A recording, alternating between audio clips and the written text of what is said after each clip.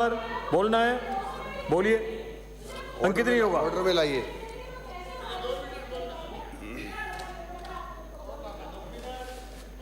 माननीय सभापति महोदय, राजीव गांधी फिनटेक डिजिटल संस्थान विधेयक को यहाँ पास करने के लिए लाए हैं और उद्देश्य इन्होंने बड़ा रखा है।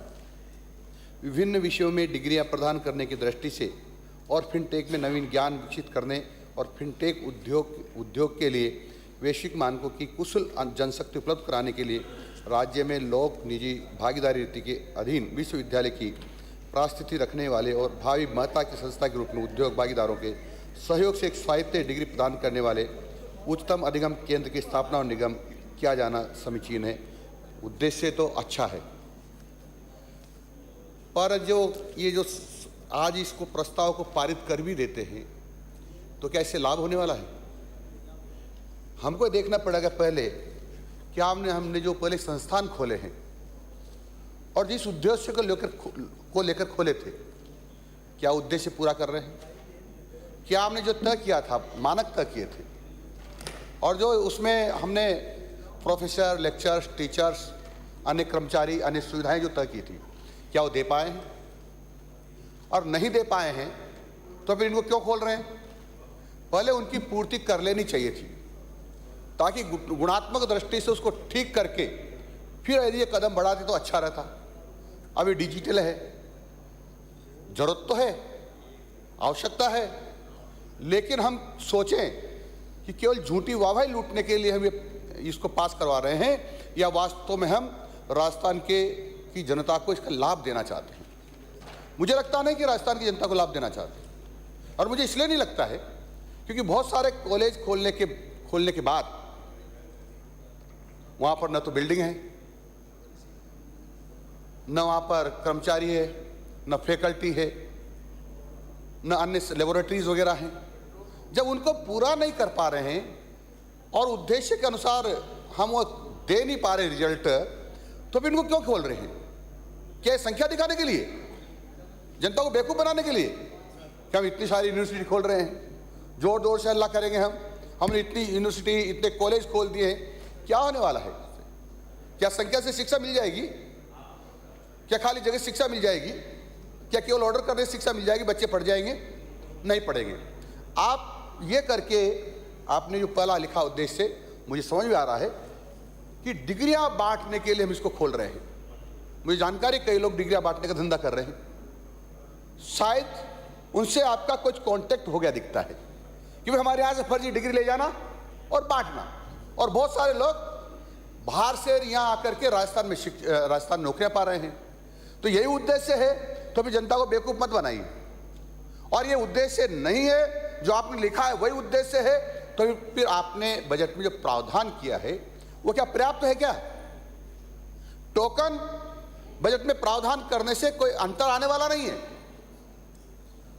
पर्याप्त राशि का प्रावधान करना चाहिए था, वो नहीं किया है। नहीं किया तो क्यों खोल रहे हैं? कौन सी जल्दबाजी है? 1 साल 2 साल बाद हो जाएगा तो क्या अंतर आएगा? क्या पहाड़ टूट जाएगा? या आप जल्दी खोल देंगे तो बहुत ज्ञान प्राप्त कर लेंगे राजस्थान के विद्यार्थी? राजस्थान के विद्यार्थियों का भविष्य अंधकार में मत करिए, उनके साथ जाति मत करिए, उनके साथ अन्याय मत करिए। इसलिए मेरा निवेदन है कि इसको 6 महीने के लिए जन्मत जान हेतु प्रचालित किया जाए। श्री बाबूलाल जाडौर, श्री धर्मनारायण जोशी,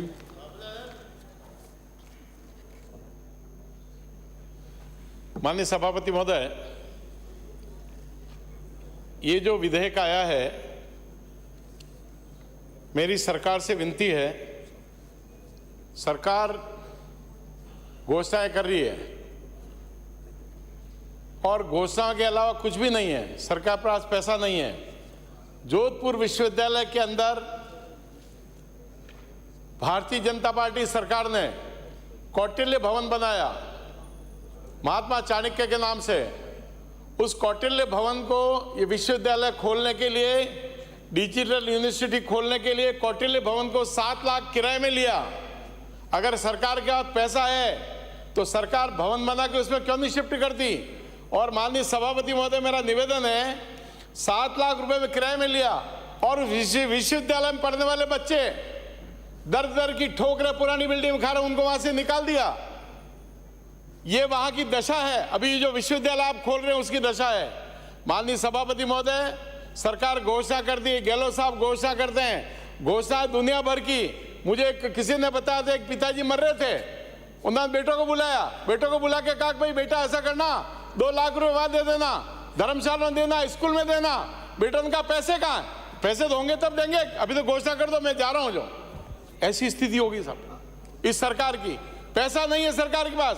आप अभी माननीय सदस्य ने हरदेव जोशी विश्वविद्यालय के बारे में बताया था, पत्रकारिता विश्वविद्यालय, वहां की स्थिति ये है, 2 भवन किराए ले रखे हैं, वहां वीसी की योग्यता नहीं। पहले वीसी की स्थिति यह है कि वीसी को ऐसे बनाओ जैसे वो उद्योगपति है, उद्योग का काम कर रहा है, अच्छा धंधा कर रहा है, उसे वीसी को बनाओ। जो अच्छी खेती कर रहा है उसको एग्रीकल्चर का वीसी बनाओ। ये क्या नियम कानून ला रहे हैं आप? आपका पैसा नहीं है। अगर पैसा है, शिक्षा का प्रचार होना चाहिए। मैं भी हमारे कमिश्नर ऑफिस में गया, कमिश्नर ऑफिस में ई मित्र के सारे राजस्थान के 90% एसेट आपने खरीद लिए, इक्विपमेंट वो सब पड़े हैं। मैं कांग्रेस के विधायकों से निवेदन करता, कहीं जाके देखे पंचायतों क्या हालत है उनकी, ई मित्र के सारे इक्विपमेंट खराब पड़े हैं। ऐसी स्थिति में मेरा आपसे निवेदन है, सरकार के पास साधन है तो निश्चित खोले, बहुत अच्छा काम है। राजीव गांधी हमारे देश के प्रधानमंत्री थे, उनके नाम से खोले, ये भी बहुत अच्छा काम है। परंतु आपके पास साधन नहीं है, और साधन नहीं होने के उपरांत भी सरकार रोज घोषणाएं पहले भर्ती करे, विश्वविद्यालय में अध्यापक नहीं है, विश्वविद्यालय वीसी किसको बनाएंगे, कोई फार्मूला नहीं है। ऐसी स्थिति में मेरा सरकार से निवेदन है, इस विधेयक को जनमत जानने के लिए 3 महीने के लिए परिचालित किया जाए। बहुत बहुत धन्यवाद। श्री वासुदेव देवनानी। माननीय सभापति महोदय, आज अभी राजीव गांधी फिनटेक डिजिटल संस्थान विधेयक 2023 पर विचार शुरू हुआ है। इसमें लिखा गया है कि इसका उद्देश्य वैश्विक मानकों की कुशल जनशक्ति उपलब्ध कराने हेतु यह विश्वविद्यालय संस्थान बनाया जा रहा है। और जब वैश्विक मानकों की जो कुशल जनशक्ति है, और इसके लिए जो मापदंड है कि वहाँ की शिक्षा कैसी है, वहाँ की एम्प्लॉयमेंट कैसी है, वहाँ की फैकल्टी कैसी है, वहाँ रिसर्च कितना होगा, इसके लिए centre for world university ranking ये बना हुआ है। उसमें राजस्थान का एक भी विश्वविद्यालय पहले 1500 विश्वविद्यालयों में नहीं है। इवन नेशनल जो होता है उसे पहले 50 यूनिवर्सिटी में राजस्थान का एक भी विश्वविद्यालय नहीं है। कारण कि वहाँ जो है केवल संस्थान तो है लेकिन संसाधन नहीं है। आज भी राजस्थान को आवश्यकता है संस्थानों की नहीं है, संसाधनों की है। जब तक संसाधन नहीं होंगे तब तक आगे नहीं बढ़ेंगे। और दूसरा जैसा प्रश्न मैं बाकी रिपीट नहीं करूँगा, जो हमारी अजमेर की विधायक कह रही थी कि जो यूनिवर्सिटी खोलो या तो जोधपुर या जयपुर। अजमेर ने आपका क्या कसूर किया भाई?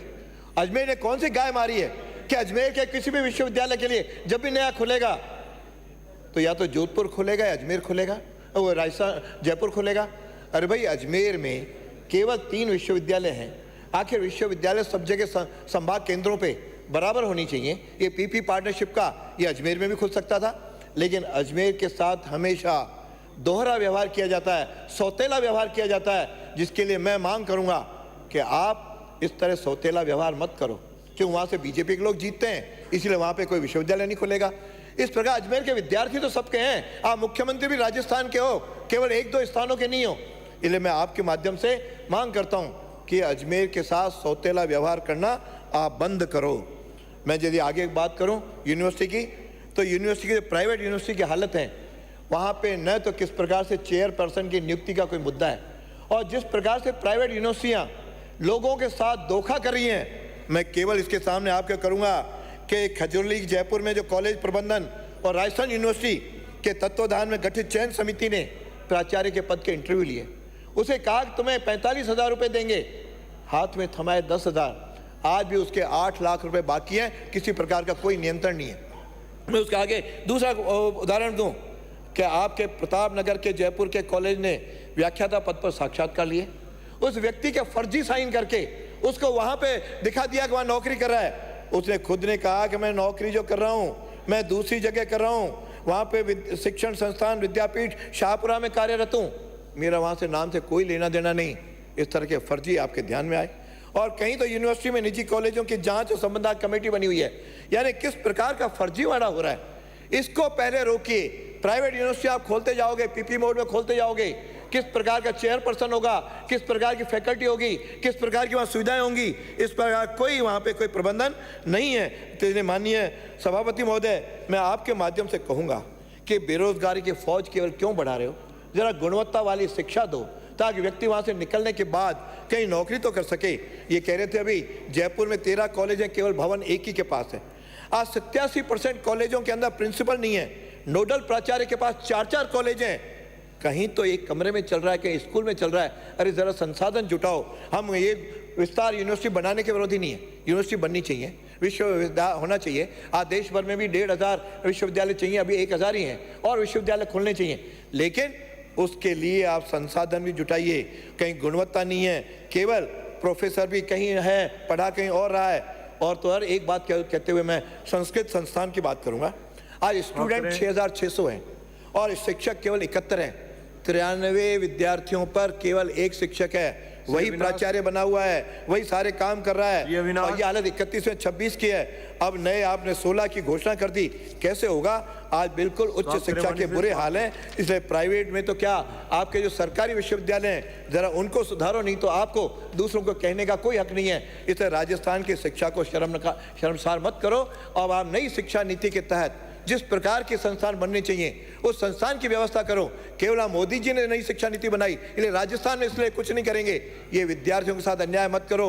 शिक्षा सबके लिए कान करें लिस्ट में मैं समझता हूँ, लेकिन राजस्थान को नई एजुकेशन जो बनी है नीति, उसके तहत राजस्थान के अंदर भी उच्च शिक्षण संस्थाएं खोले जाएं ताकि केंद्र से भी जो सहायता है वह भी मिल सके और हमारे राजस्थान के विद्यार्थी अच्छी गुणवत्ता प्राप्त करके अपना विश्व में भी नाम रोशन कर सकें, राजस्थान का भी रोशन करें, भारत का रोशन करें। और ये जो डिजिटल है आज की आवश्यकता भी है, ये डिजिटल में अच्छे प्रोफेसर नियुक्त हों, अच्छे वहाँ पे सुविधाएं हों, अच्छे उपकरण हों, अच्छे संसाधन हों, तब जाकर क्या होगा। नहीं तो आप केवल राजीव गांधी के नाम का केवल आप नाम करोगे, लेकिन राजीव गांधी के साथ भी न्याय नहीं होगा, न जनता के साथ न्याय होगा। इसलिए आपके माध्यम से मैं कहना चाहूंगा कि इसको बिल को अभी जल्दबाजी में पास न करके आपको 3 महीने के लिए जनमत के लिए इसको प्रसारित करिए। धन्यवाद। जय हिंद, जय भारत।